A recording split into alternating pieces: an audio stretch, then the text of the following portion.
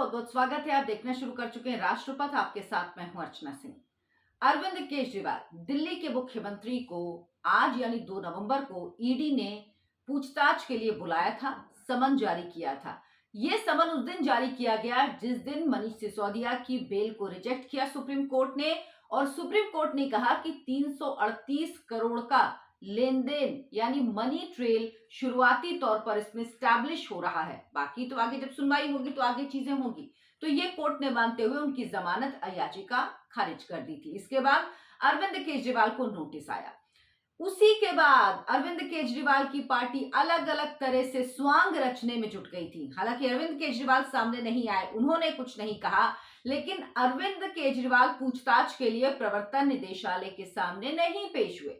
अब आप एक बात बताइए, जो लोग ये कहते थे कि हम कट्टर ईमानदार हैं, शराब घोटाला तो हुआ ही नहीं, ये शराब नीति तो वापस ले ली गई थी, लेकिन विस्तार से बताऊंगी कि कितना झूठ बोलते हैं ये लोग।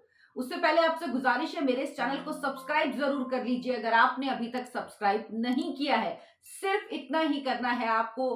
आपकी ये मदद चैनल को आगे बढ़ाने के लिए बहुत जरूरी है। तो अरविंद केजरीवाल जो कहते थे कट्टर ईमानदार हैं, जो लगातार कहते हैं हमारे पास तो कुछ छुपाने के लिए है ही नहीं, शराब घोटाला तो हुआ ही नहीं, और अभी भी बेशर्माई से जब सुप्रीम कोर्ट ने कह दिया कि 338 करोड़ रुपए का मनी ट्रेल मिला है, शुरुआती तौर पर ये पैसा, ये ट्रांजैक्शंस हुए हैं ऐसा लग रहा है, तब भी ये लोग बेशर्मी से कह रहे हैं कि पैसा एक भी नहीं मिला। मतलब ये हाल है। अरविंद केजरीवाल ने जो एक पत्र लिखा ईडी को, उसमें उन्होंने क्या कहा है? उसमें उन्होंने कहा कि उनका तय राजनीतिक कार्यक्रम है, चुनावी व्यस्तता की वजह से अभी वो ईडी दफ्तर नहीं आ सकेंगे। केजरीवाल ने अपने इस पत्र में और क्या कहा? उन्होंने इस लेटर में लिखा है कि ईडी का जो नोटिस है वो अवैध है, राजनीति से प्रेरित है। अब बताइए, पॉलिटिकल पार्टियों के संग राजनीति करते हैं समझ में आता है, लेकिन एक एजेंसी है, आप उसको कह रहे हो कि राजनीति से प्रेरित है, अवैध नोटिस है, इलीगल नोटिस। क्या कभी कोई संस्थान, सीबीआई, ईडी या इस जैसी कोई भी संस्थान जो जांच करती हैं, जिनका काम है कि अपराध हुआ कि नहीं देखना, मनी लॉन्ड्रिंग के मामले देखती है ईडी, वो क्या कर सकती है? लेकिन इनको कुछ भी बोलना है। और आगे उन्होंने क्या लिखा कि यह नोटिस बीजेपी के इशारे पर भेजा गया था। नोटिस सुनिश्चित करने के लिए भेजा गया था कि मैं 4 राज्यों में चुनाव प्रचार के लिए ना जा सकूं। ईडी को तुरंत इस नोटिस को वापस लेना चाहिए। अब केजरीवाल साहब, 4 राज्यों में आपका आखिर है क्या? मध्य प्रदेश में आपका क्या है? राजस्थान में क्या है आपका? इसके अलावा छत्तीसगढ़ में क्या है? तेलंगाना में क्या है? आपने 4 राज्यों का जिक्र किया, तो मैं यही 4 राज्य मान के चल रही हूँ। मैं मिजोरम को अलग रख रही हूँ क्योंकि यहीं पे आप अपनी पार्टी की उपस्थिति दिखा रहे हैं।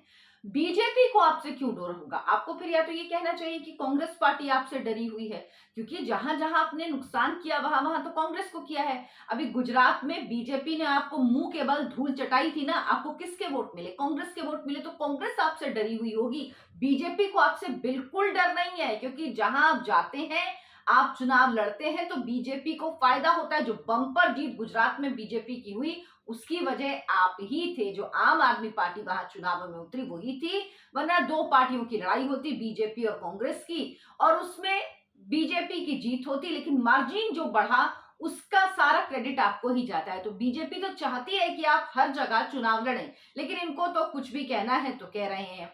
अब उसके बाद आपने सुना होगा कि इनके नेताओं ने कहा कि जो सरकार चलेगी वो जेल से चलेगी, अरविंद केजरीवाल। लेकिन आप तय मानिए कि पार्टी में बहुत हलचल है, पार्टी में बेचैनी है। अब इस बात को लेकर भी डाउट है कि सुनीता केजरीवाल मुख्यमंत्री बन सकती हैं या नहीं। कुछ लोगों का कहना है, मैंने अभी इस बारे में रिसर्च नहीं की है तो मुझे इस बारे में जानकारी नहीं, इसलिए मैं बहुत श्योर नहीं हूं कि जो यूनियन टेरिटरी है उसमें ऐसा नहीं है कि आप मुख्यमंत्री बन जाए उसके बाद, क्योंकि यहाँ पे कोई विधान परिषद तो है नहीं कि आप विधान परिषद से चले जाएंगे, आप मुख्यमंत्री बन जाए, 6 महीने के अंदर आप चुनाव लड़के उस पद पर आ जाएं। दिल्ली के लिए कहा जाए, यूटीज जो होती हैं वहां के लिए आपको पहले से विधायक होना जरूरी होता। अगर ये शर्त है तो फिर सुनीता केजरीवाल कैसे बनेंगी? तो कौन बनेगा?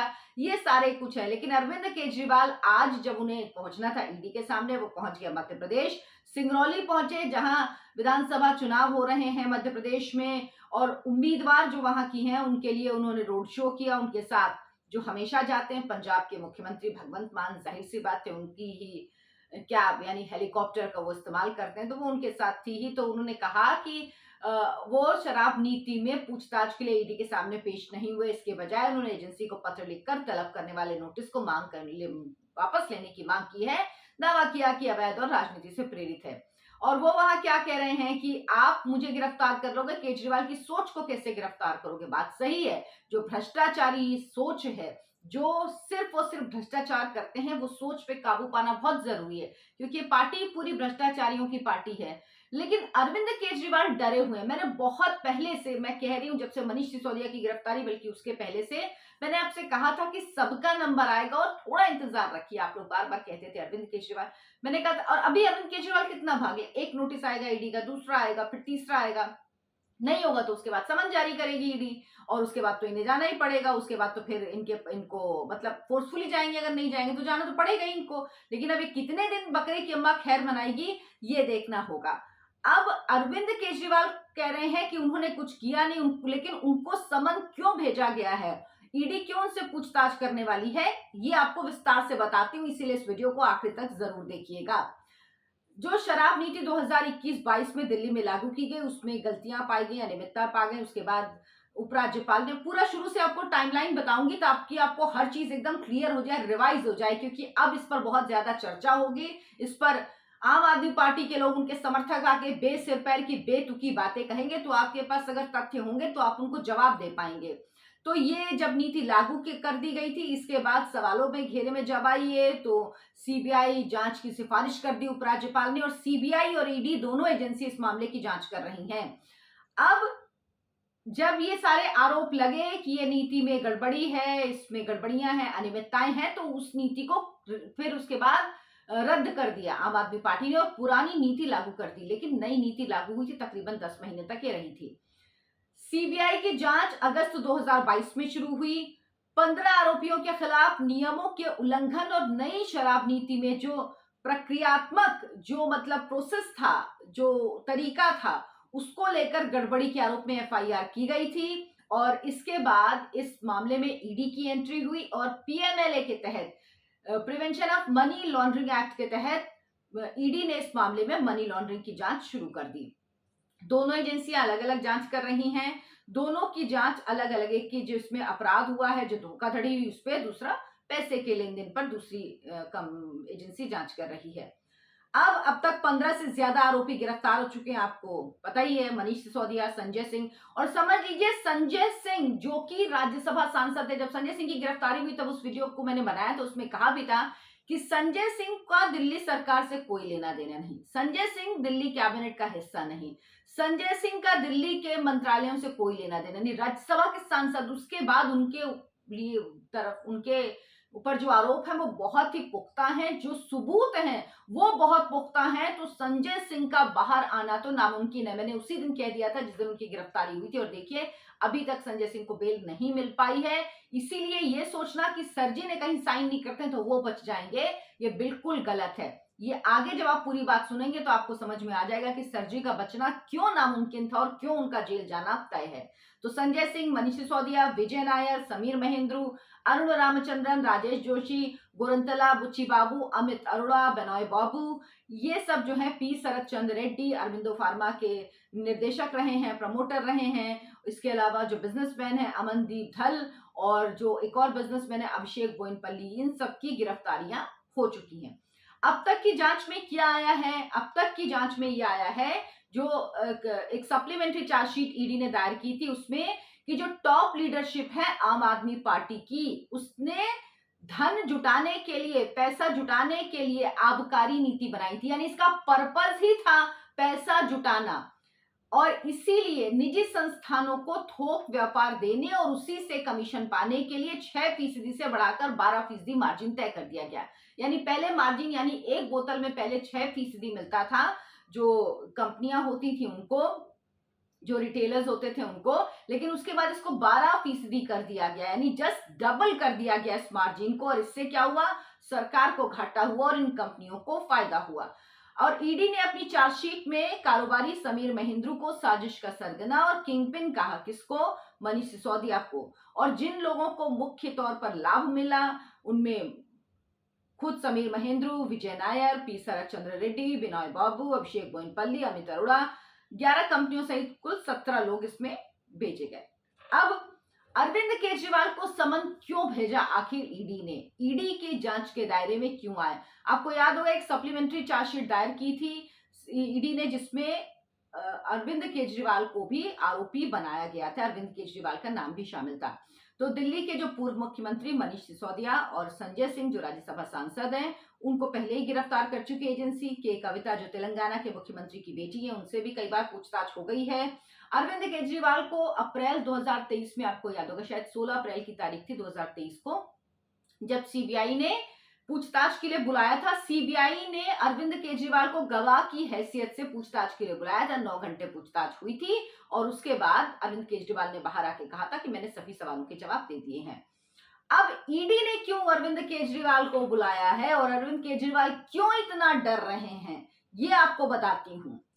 शराब नीति जो रद्द हो चुकी है, मनी लॉन्ड्रिंग की जांच ईडी कर रही है। उसमें जो चार्जशीट है, इसमें कई बार अरविंद केजरीवाल के नाम का जिक्र आया, यानी एक बार नहीं कई बार अरविंद केजरीवाल के नाम का जिक्र आया है।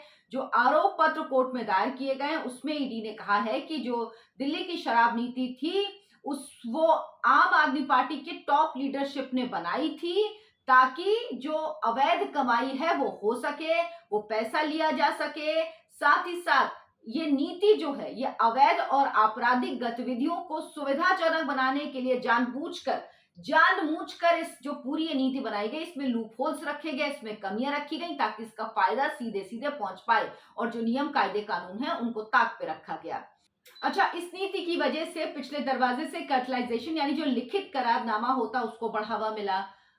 12% का जो मेजर एक प्रॉफिट था, वो जो इसके रिटेलर्स थे, जो ये कंपनियां थी जो इसमें थोक का काम कर रही थी, उनको दिया गया। तो 185% का भारी जो लाभ था, मार्जिन था, वो दिया गया, यानी 185% का लाभ इन्हें दिया गया।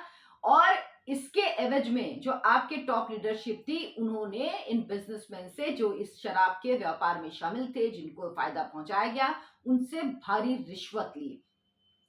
अब इसके बाद मनीष सिसोदिया ने क्या किया, 7 दिसंबर को जो सचिव हैं अरविंद, ये मनीष सिसोदिया के सचिव हैं, इनके बयान में सबसे बड़े खुलासे हुए हैं। इन्होंने कहा कि 3 सदस्यीय मंत्री समूह यानी जो जीओएम थी, उसकी रिपोर्ट का मसौदा उन्हें 21 मार्च को दिया गया था। मसौदा देने के लिए अरविंद केजरीवाल को सिसोदिया ने मुख्यमंत्री के आवास पर बुलाया, जहां सत्येंद्र जैन भी मौजूद थे। मसौदा देने के लिए सी अरविंद जो सचिव थे मनीष सिसोदिया के, उनको मनीष सिसोदिया ने अरविंद केजरीवाल यानी मुख्यमंत्री के आवास पर बुलाया और उस वक्त वहां पर सत्येंद्र जैन भी मौजूद थे। सोचिए, सत्येंद्र जैन भी अंदर है, मनीष सिसोदिया भी अंदर हैं, सी अरविंद भी अंदर हैं, और अब सोचिए अरविंद केजरीवाल की बारी आ गई है, तो जितने लोग थे वो सब अंदर हैं।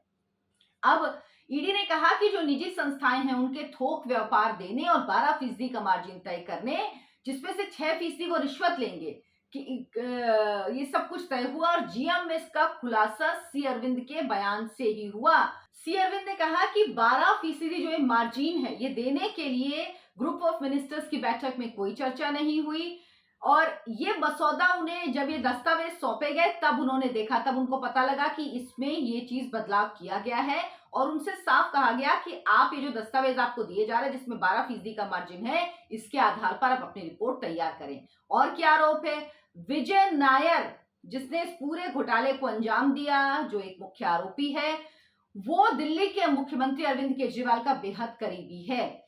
मनीष सिसोदिया के साथ साथ वो बातचीत उसकी अरविंद केजरीवाल से भी चल रही थी। विजय नायर जो खुद गवाह बन गया, उसने कहा है कि अरविंद केजरीवाल के कैंप कार्यालय में वो काम करता था।